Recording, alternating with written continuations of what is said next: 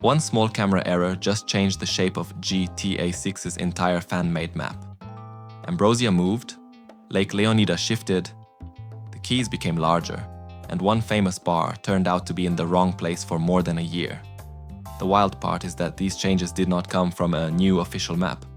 They came from shadows, towers, bridges, billboards, and a few objects that most viewers would never notice. Today, I'll show you how the mapping community rebuilt these locations, what the new version gets right, and which parts are still only educated guesses.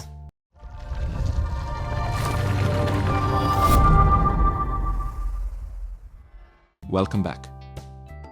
Before we begin, remember that Rockstar has confirmed regions such as Vice City, the Leonida Keys, Port Gellhorn, Ambrosia, Grass Rivers, and Mount Calaga, but it has not published the complete world map.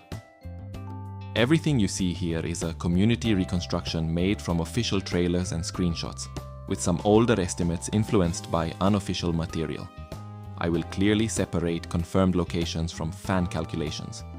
If you enjoy detailed GTA 6 breakdowns without fake confirmation, subscribe and turn on notifications. Now let's start with the biggest change, Ambrosia. At first glance, Ambrosia looks easy to place. The official images show a huge industrial area, a sugar refinery, silos, smokestacks, water towers, roads, and distant landmarks. But knowing what appears in a picture is not the same as knowing exactly where the camera was standing. A slightly incorrect field of view can make a distant bridge appear too close, stretch the factory, and place every object at the wrong scale. That was the main problem with the older reconstruction. To correct it, the mappers first studied vertical objects. Imagine drawing several perfectly upright guidelines over a screenshot. Buildings, poles, silos, and towers should follow those lines once the virtual camera has the correct lens and rotation.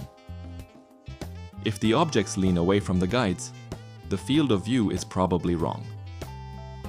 This does not instantly reveal the camera position, but it removes many impossible options. In the previous map, the Ambrosia panorama used a field of view that was too wide, so the scene looked more spread out than it should have. The next step was scale. The team compared objects with dimensions that could be estimated, including vehicle wheels, people, cylindrical tanks, and industrial structures. Cylinders are especially useful because their curved sides help reveal the center line, even when the object is viewed from an angle. Once an approximate width and center are known, the same object can connect multiple screenshots.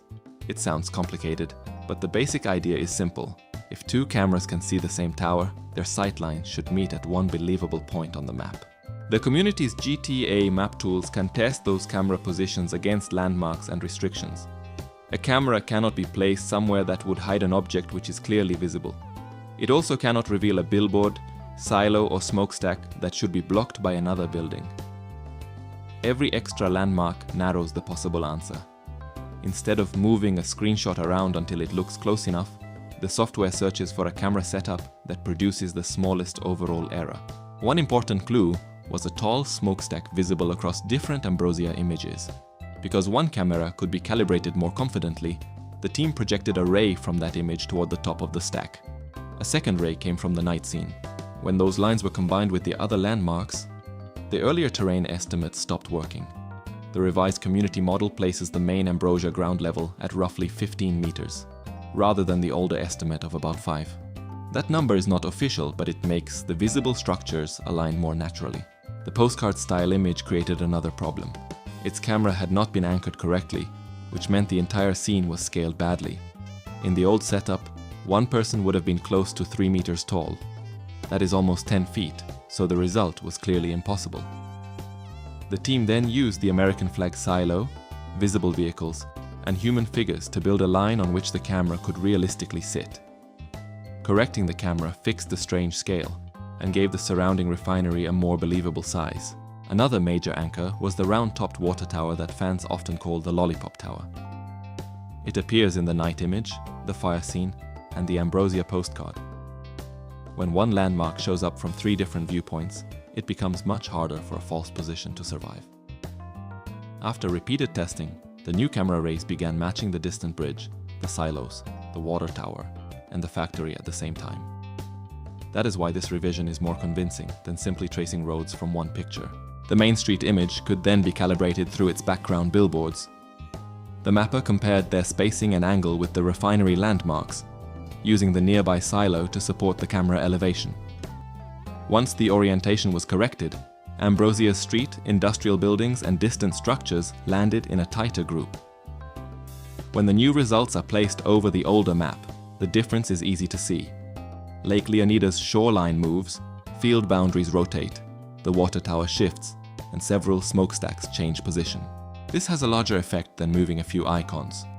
If the 15-meter estimate is close, two official scenes that appear to sit on low hills may share the same raised ground around Lake Leonida. The lake and nearby terrain could therefore be higher than the old fan map suggested. The revised shoreline also moves farther north relative to the refinery, creating more space inside Ambrosia.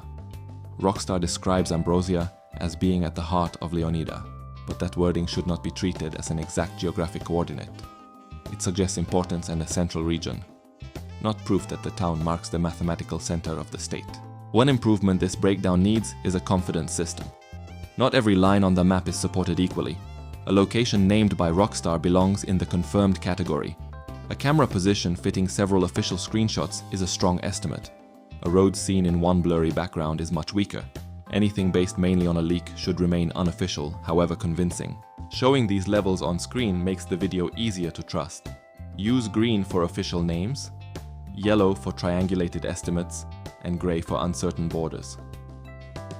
Viewers can understand the difference immediately, without pausing whenever a theory appears. That clarity is more valuable than pretending every new dot is final. Clear labels make your analysis feel more professional. That distinction matters because a careless explanation turns this phrase into a possible argument for extending the map farther north. It is an interesting theory, but it is not confirmation. A fan map can show the best current fit without claiming to reveal Rockstar's final boundary. Until Rockstar releases the real map, the northern edge, travel distances, and total land area remain unknown. Vice City also received several smaller adjustments. Community labels such as Gambit Bay, the Diamond Hotels, the Venetian Islands, Starfish Island, Virginia Key, and La Pearl were refined as skylines, and coastlines were compared across different views. Downtown towers moved slightly, waterways became narrower in places, and parts of the port gained a new shape. Some roads and placements in older versions were connected to leaked material. We are not using or showing that material here, and those details should never be called officially confirmed. The safest claim is that version 14 improves the community's current reconstruction, not that it reveals the final GTA 6 map. Now let's move south to the Leonida Keys, where a second scale problem made several islands look too small. The key reference was Jason's home. The building appears in official material, and the surrounding road, vegetation, water, bridge, and towers provide several points of comparison. The team created a rough three-dimensional model of the house, not because every wall had to be perfect, but because a flat marker could not show how the building should appear from different camera angles. With the house acting as a reference, the mappers adjusted the nearby water tower and tested scenes around Brian's boatyard, the bridge, and the opening sequence. Each change affected the next camera. When the tower shifted, the house position needed another small correction. When the house became more accurate, the coastline and island width had to be checked again. Eventually, Jason's home began appearing in a consistent position across multiple images. The final movement was small, but the correction changed the camera rays enough to expand parts of the keys. In version 14, the island fans called Key Lento becomes a little longer, while another community-labeled island, Bay 100 Key, also grows. The chain of islands stretches slightly, and the relationship between the keys, mainland Leonida, and Grass Rivers changes with it. These names and measurements are still community labels unless Rockstar identifies them directly. The official confirmed regional name is the Leonida Keys. Then the team found a mistake that had survived for over a year, the rusty anchor bar. Earlier maps placed it close to Brian's boatyard, largely because the likely real-world inspirations sit near each other. That assumption seemed reasonable, but the official images did not cooperate. A radio tower appeared at the wrong angle. The expected pier was missing. The bridge toward the mainland also sat differently when viewed from Jason's home and from the bar. Instead of forcing the old placement to work, the mappers compared the bridge angle, light poles, radio towers, shoreline, and visible piers. One pier matched the rusty anchor scene far better than the original choice. Moving the bar closer to the bridge solves several conflicts at once.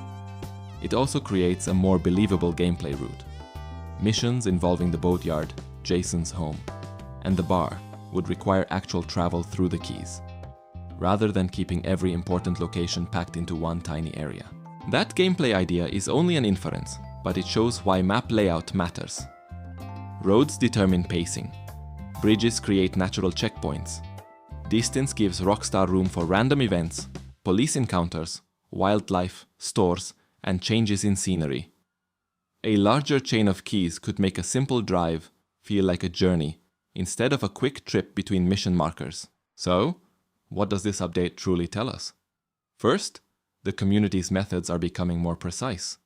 Field of view correction, landmark raise, three-dimensional reference models, and automated optimization are stronger than visual guessing. Second, even a carefully built fan map can contain errors for months. Version 14 is a better hypothesis, not the official answer. Third, the biggest improvements are not dramatic new cities. They are corrected scale, elevation, coastlines, and relationships between places we already know. You can explore the current community map and the open source GTA map tools through the links in the description. Just remember to treat every unconfirmed border and distance as provisional. When Rockstar releases more official footage, some positions will become stronger, while others may move again. If this breakdown helped you understand how the GTA 6 map is being reconstructed, leave a like and subscribe for the next update. Turn on the bell so you do not miss the extended look, trailer analyses, or future map changes. And comment below. Which area do you want Rockstar to show next? Ambrosia, the Leonida Keys, Port Gellhorn, or Mount Calaga? I'll be reading your predictions. Thanks for watching, and I'll see you in the next one.